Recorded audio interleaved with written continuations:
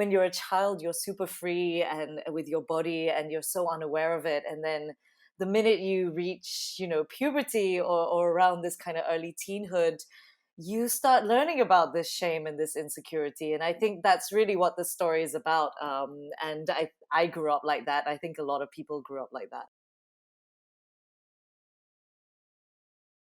Developing the character of Zafan, I mean, people always joke that like I am Zafan, but but I think for me, Zafan, it was always very important to have this very rebellious streak in her, this kind of very playful nature, and she's curious and questioning, the world around her.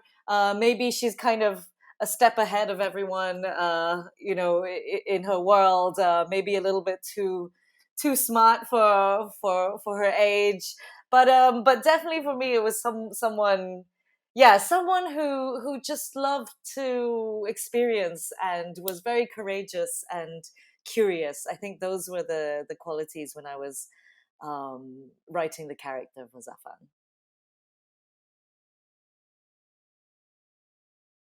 Yeah, so we had a long casting process.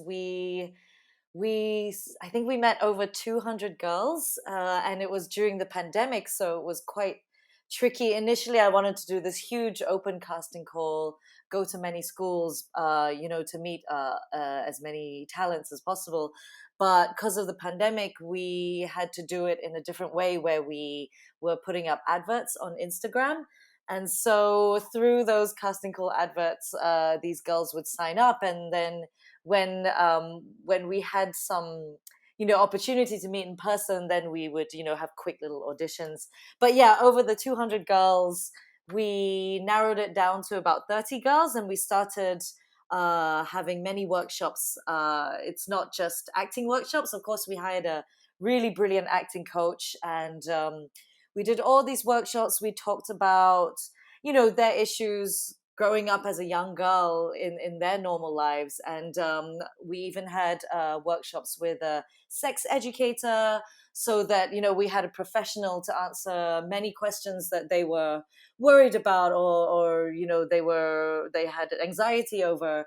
And so it was through this we kind of developed this relationship of trust, and every time we walked into the space, I wanted to make sure that this place was a very, very safe space for all the girls to express themselves freely, just like how I think the film is fighting, is to fight for your self-expression and that freedom. And so through the workshops, of course, I got to know many of the girls, and Zafrin Zairitzel, who plays Zafan, just every day just stood out and was just screaming. She had all these characteristics and qualities that I think Zafan had when I was writing, and more. And so it became this beautiful collaboration when we were working on set. Yeah. So yeah, long process.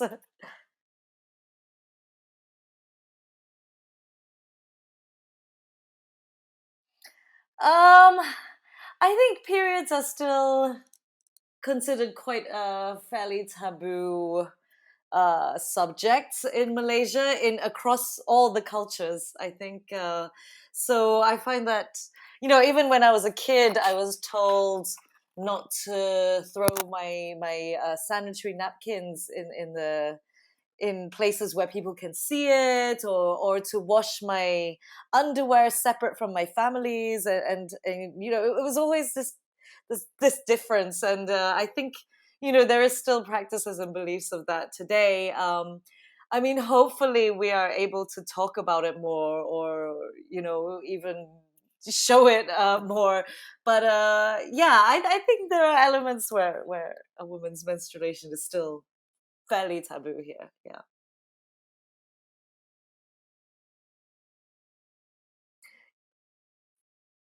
Yeah, yeah, yeah, yes, there is sex education, but I'd say that, I mean, I'm not going to generalize all schools. There are very brilliant schools here with amazing teachers here, but there are also schools that maybe don't create a safe environment for young people. I mean, I can just mention, I think, 2 years ago, there was a young girl who's an activist. She's a student activist. At that time, I think she was about 15 years old here in Malaysia. And she stood up and was complaining about her teacher, her sex educator teacher, who was telling rape jokes in class. And so she created a big movement called Make Schools a Safer Space. And while doing that, she actually got many, many negative comments, a lot of hate comments from people, from the public. So this is something that I think, when we start talking about, it becomes a very difficult subject to talk about. And even young girls, a 15-year-old girl, a 16-year-old girl who's trying to stand up for herself gets attacked. And I find that very shocking sometimes and very upsetting. So yeah, this is really the world that, these parts that I'm trying to tell in the film. Yeah.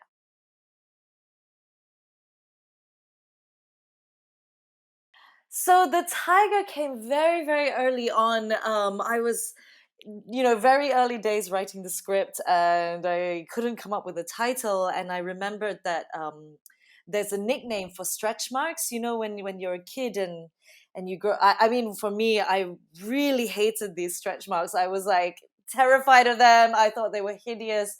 It stopped me from going swimming and wearing swimsuits.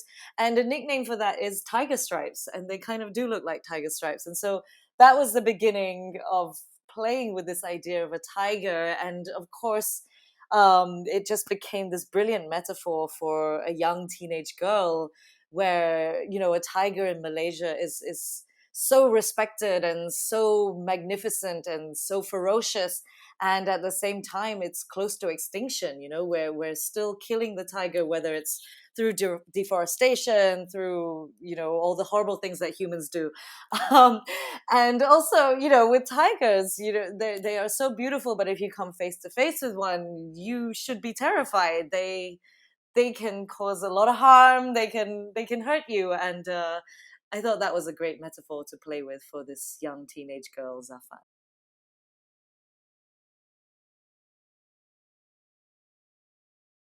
I think not necessarily.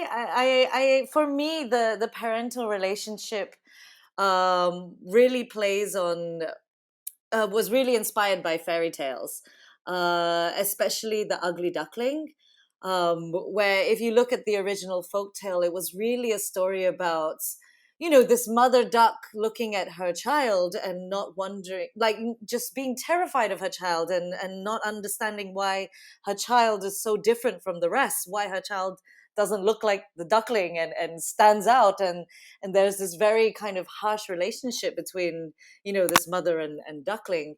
And for the father, it was really based on the idea of this male figure in this family who is there but not really. They are almost like this, just like this hat and the coat who hangs in the doorway, and they're always quite distant from the household. So that was really the main inspiration for it.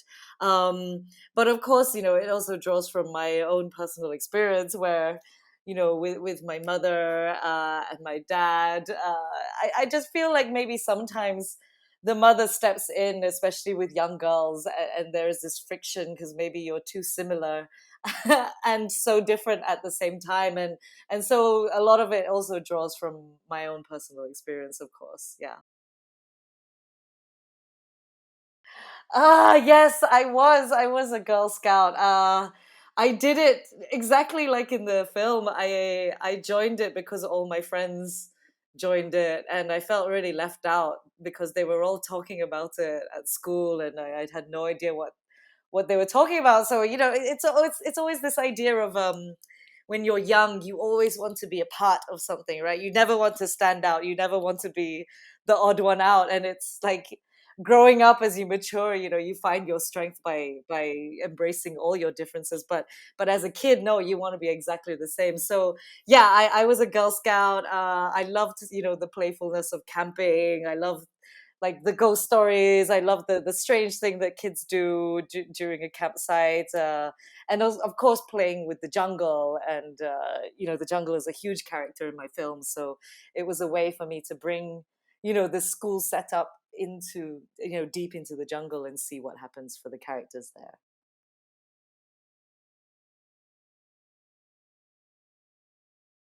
For me, the jungle has always been this place which is very rooted to Zafan's body, very rooted to our bodies. The film is really talking about something that happens very natural to you, and that represent. I don't know. The jungle really represents this idea of nature, and it's wild and it's free, and there are no rules, and it's also incredibly violent. It's incredibly dark, but just you don't forget that it's a totally free place, and that really represents what's happening to Zafan. That really represents her personality as well, and what's happening to her body. Yeah. In Malaysia, I mean, in our culture, and in our stories, in our folk tales, the jungle always plays a huge part in our folk tales. We have so many stories and so many beliefs and practices of spirits that live in trees, live in waterfalls, live in the land. And I think that's so beautiful. And we also practice it. We still believe it today. I mean, even when we're shooting on set, I tend to tell my cast to talk to the trees that they are gonna be working with, or we're very strict about absolutely no litter on the land, even toilets to not use, to not relieve yourself openly in the jungle, to use allocated toilets. And I think that's so lovely that we have this story, because we don't want to offend the spirits, but also, yeah, don't destroy the land that you're using and that you're in. So of course it's obvious, do not litter, but sometimes with this element of, spirit and belief and tales, I think makes it more exciting as well. So yeah, going back to that, the jungle has always represented something very mystical, very wild. Yes, I am a huge horror fan. I absolutely love genre cinema. Genre and horror especially was actually my gateway into falling in love with cinema. It was like the first thing I fell in love with, and just it opened many doors into my, into films and watching all sorts of different films. So that it has a very close place in my heart. Um, but in terms of, yeah, why I want to use horror genre, I think it's because I mean, it was never my intention to make a full out classic horror film where people are terrified. I like using horror to. I tend to embrace it. I want to kind of flip it on its head. I want to celebrate monsters. I want to celebrate monstrosities. I want to celebrate blood, and make the audience fall in love with that, because I fell in love with that. And also, I have a sense of humor when it comes to horror. Fantastical world.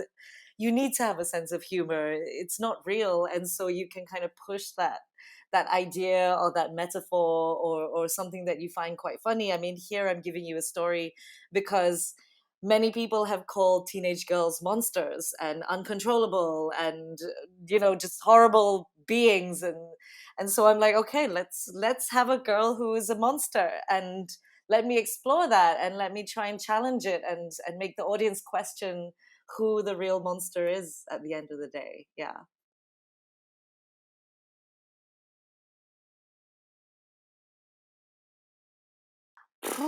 There's so many, not just Malaysian culture. Let's talk about the entire world. It's the same thing, honestly. I mean, it's a woman who doesn't fear her own body. It's a woman who is confident in herself. It's a woman who believes in what she wants to do and what she says, and that can be labeled as crazy or negative things. So, yeah, like it's not just here that I'm talking about. I think that's why it's relatable, in many countries and in many places. Yeah, we tend to be labeled many things, and I want to kind of fight that. Yeah. I mean, the visuals definitely stem from our own folk tales. It's a mashup of all the kind of folk tales that I grew up with and fell in love with. And so we always have the classic "Don't look up the tree" because you see these like bright red eyes staring down at you, and you don't want to, kind of look into detail what it is. You should be afraid of it. To do with claws and animism and were tigers. All that is really inspired the look of the film, and also really paying homage to particularly this horror film from the 50s in Malaya at the time, which was a film about a Pontianak. So a Pontianak is a very classical female monster in our culture, and she's been celebrated on our screens, since the black and white times.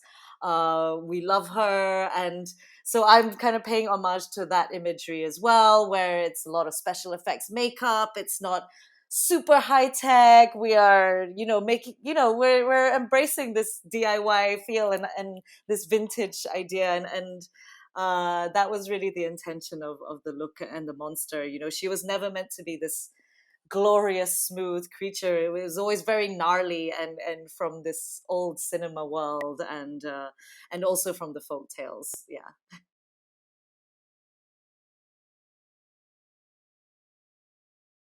Yeah, so I worked. I had a brilliant, brilliant sound designer, and the way I worked with her was really to talk about the jungle. The jungle, to me, was always this orchestra, and so it was not about laying, just a regular jungle track that you go out and record. So my sound designer researched every single bird that exists in the Malaysian jungles and every single insect, and she became an expert in these sounds, like what time they come out, how do they work together. And so she laid it over as if it was music, where you usually have a guitar or the drums or all these instruments, and they were instruments from these animals, whether it's insects, birds, other sorts of animals that you find. And so through that, it was like making music in that sense. And we were always playing with this idea of when she hears the jungle, and sometimes there are even moments when the jungle is inside her. And so we start playing with the sounds where it's completely in her head, or maybe sometimes, for example, she's at school in the classroom and it's in the distance, but she can still hear this kind of repetition of the jungle calling out to her, or she's calling out to it. So it was always this kind of contrast between, you know this very much social world of house and school, and then this wilder world of jungle. Yeah, so that was really the main moments of the sound design, and of course then working with the music composer to add this other layer was just incredible. These musicians from Indonesia who basically, we just have the same ideas of how we create art and music, and they love to use these kind of traditional sounds and kind of mashing it up and creating it in, still being rooted in this culture, but also making something very new out of it. And I think Tiger Stripes is very much in that same world as well.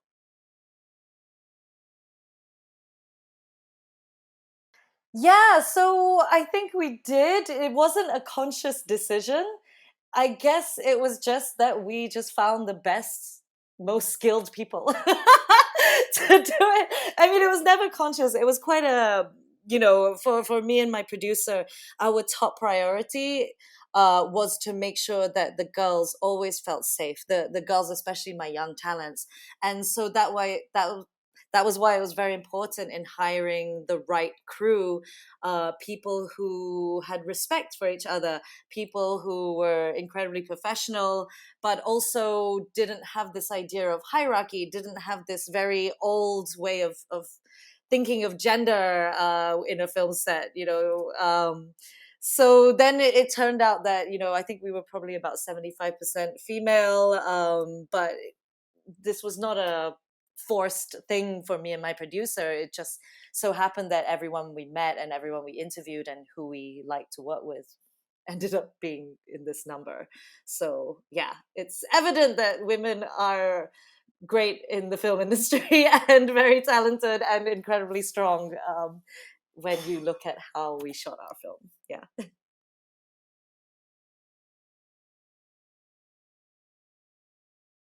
I mean, the biggest challenge was always shooting during a huge COVID wave in Malaysia.